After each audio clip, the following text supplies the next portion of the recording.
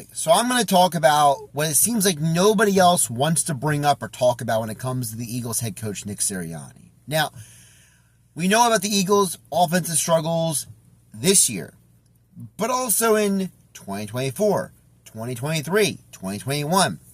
So I decided to look at the Eagles' history. You know what I found?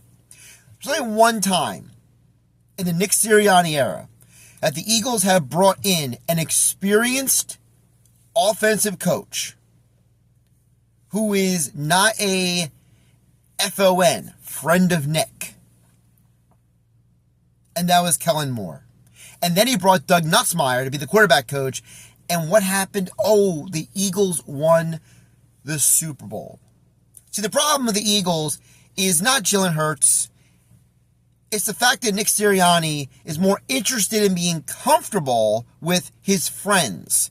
Kevin Patullo, Shane Steichen, and he's more interested in promoting from within, like Brian Johnson, than he is saying, you know what, let's bring in somebody who knows more than me, who's smarter than more than me, is better than me, anything offensively. They'll bring in all kinds of experienced advisors and coaches defensively, but not offensively. And considering Nick Sirianni has worked for Todd Haley, Frank Reich, as well as Mike McCoy, who is currently the interim coach in the Tennessee Titans, he couldn't bring any of them around to be an advisor.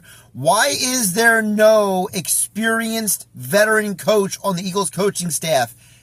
Because for whatever reason, Nick Sirianni would rather date a 6 and be comfortable than date an 8 and better himself. That's why the Eagles offense has these stagnations. That's why the Eagles offense has become predictable, because Nick Sirianni would rather execute better than elevate. Nick Sirianni wants to stay in his comfort zone, and the Philadelphia Eagles organization doesn't seem interested in pushing him too far out of that comfort zone.